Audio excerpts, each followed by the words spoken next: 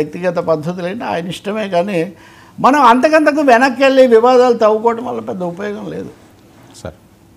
Sir social మీడియాలో post ఆ మాటకు వస్తే నాయుడు గారు కూడా కార్మిక నాయకుడు.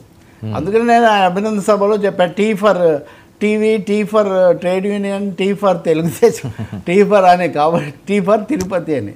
కాబట్టి ఎవరి నేపథ్యాలు ఏమైతే ఇప్పుడు అవి ఎందుకండి, కొన్ని పద్ధతులు ఉన్నాయో పాటించాలి. చెప్పండి సార్. సోషల్ మీడియాలో పోస్టులు, కొనసాగుతున్న అరెస్టులు, ఇదేంటి అసలు మన పోలీసులు కూడా వాళ్ళకు కూడా ఊపిరి సల్పని పరిస్థితి. చాలా చోట్ల అమ్మాయిల మీద జరిగేవి కానివ్వండి, లేకపోతే శాంతి భద్రతల సమస్యలు ఇట్లాంటి, ఇప్పుడు తిరుపతి లాంటివి కూడా మనం చూస్తున్నాం. కానీ ఎడతెగని పోస్టులు, బూతులు, ఒకరినొకరు అన్నారు, వాటి మీదే కొనసాగుతుంది. నిన్న కూడా ఇద్దరు కర్నూలులో ఒక ముగ్గురిని అరెస్ట్ చేశారు. అతను పుష్పరాజ్ అంట, అంటే పుష్ప సినిమా ఉంది కదా అల్లు అర్జున్ ఫేమస్, ఆయన ఫ్యాన్ అంట. మరి అల్లు అర్జున్ ఇక్కడ పవన్ కళ్యాణ్ గారు ఒకరినొకరు ఆప్యాయంగా ఆలింగనం చేసుకుని ఉంటే, ఆయన అభిమానులుగా ఉన్నటువంటి ఆ బృందం మార్క్ శంకర్ మీద, అంటే ఆయన కుమారుడి మీద పోస్టులు పెట్టడం అభ్యంతరకరమైనవి. మనం అసలు ఊహించలేమండి ఎవరు వీళ్ళని నడిపిస్తున్నారు, ఈ శక్తులు ఎలా ఉన్నాయి. వాళ్ళని అరెస్ట్ చేసి తీసుకొచ్చారు. ఇంకొక ఆవిడ కృష్ణవేణి అనే ఆమెను హైదరాబాద్ ఎల్బీ నగర్లో అరెస్ట్ చేసి పల్నాడు తీసుకుపోయారు. పల్నాడు ఈమె కూడా కొన్ని పోస్టులు అభ్యంతరకరమైనవి పెట్టారట. అభ్యంతరకరమైన పోస్టులు పెట్టినందుకు కాదు, ఏబీ వెంకటేశ్వరరావును ఈమె ఏదో సవాల్ చేశారు. ఈయన పేరేంటంటే పుష్పరాజు అండి, పుష్పరాజు, పయాజు, ఉదయ్ కిరణ్, ఈ ముగ్గురిని కూడా ఎక్స్లో పెట్టినందుకు వీళ్ళని అరెస్ట్ చేశారు.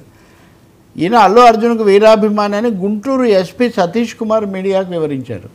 ఇది ఏదో నేనేదో యథాలాపంగా చెప్తున్న మాట కాదు. నిన్న మీతో ఒకటి అన్నాను చూసారా, ఆయనకు రాజకీయ వ్యతిరేకులు, అభిమానపరమైన వ్యతిరేకులు కూడా ఉండొచ్చు అని పవన్ కళ్యాణ్. కాబట్టి వీటి మీద ఏం జరుగుతుందో చూడాలి. ఇప్పుడు ఈ కృష్ణవేణి అనే ఆమెను అరెస్ట్ చేశారు.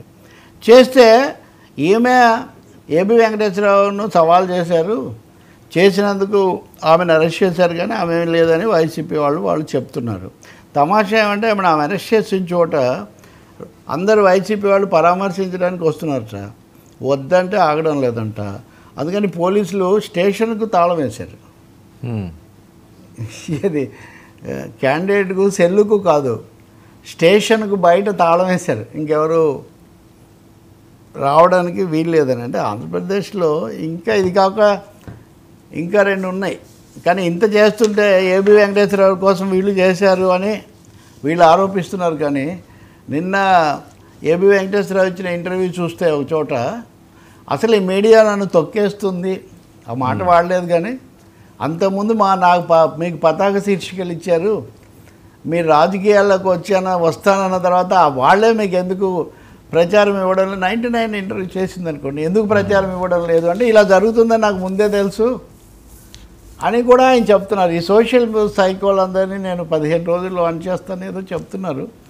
మొత్తం మీద మీడియా, సోషల్ మీడియా, పోస్టులు, తిట్లు, నిన్న మొన్న కూడా మనం మాట్లాడాం. అది పవన్ కళ్యాణ్ కుమారుడిది కావచ్చు. ఇంకొకటి వైఎస్ భారతి మీద పెట్టడం, అది పోస్ట్ పెట్టడం, దాని మీద ఆ బూత్ కిరణ్ అరెస్ట్ చేయడం, ఇదంతా అయింది. ఇప్పుడేదో వైఎస్ భారతి వర్సెస్ అన్నా లెజనేవా, లేదా వైఎస్ భారతి వర్సెస్ సంబడి అని మీడియాలో ఎందుకు చర్చలు చేస్తున్నారు? నిజంగా నాకు ఏంటి అసలు సంబంధం?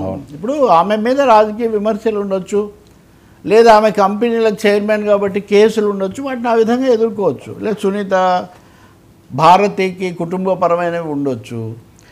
కానీ పబ్లిక్ లైఫ్లో మీడియాకు సంబంధించి అదే పనిగా అంశాన్ని ఎందుకు తేవాలో నాకు తెలియట్లేదు. అంటే ఈ జాడ్యం ఆగడం లేదు. నా పాయింట్ ఏమంటే ఈ జాడ్యం ఆగడం లేదు. ఏదో ఒక విధంగా ఆ మహిళల చుట్టూ, భార్యల చుట్టూ కుటుంబం, మళ్ళీ ఆమెతో ఈమెకి పోలికేంటి, ఈమెతో ఆమెకి పోలికేంటి అని మళ్ళీ ఇందులో ఇవన్నీ చేసేది ఎక్కువ భాగం ఆయా పార్టీల అభిమానులే.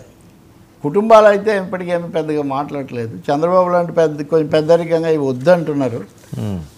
సో వీళ్ళని అరెస్ట్ చేసిన వాళ్ళని కోర్టులో బహుశా ఇప్పుడు ఉదాహరణకు బోరుగడ్డ అనిల్ ఉన్నాడు, మళ్ళీ ఆయనకు రిమాండ్ పొడిగింపే చేసింది కోర్టు.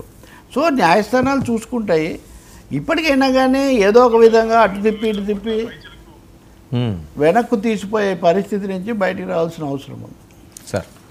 సార్ మీడియాపై కూడా ఏబీవీ ఛార్జ్ షీట్, ఇదే నేను చెప్పేది. ఆయన అడిగారు ఛార్జ్ షీట్ ఏంటి?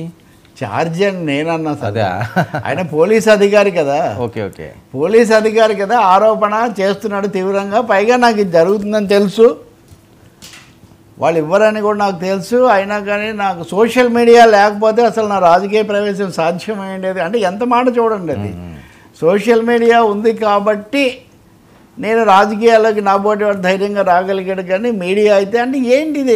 నిజంగా నాకు ఈ విషయంలో పవన్ కళ్యాణ్ది కూడా ఉదాహరణ. 2019లో తెలుగుదేశంతో కలవనప్పుడు పవన్ కళ్యాణ్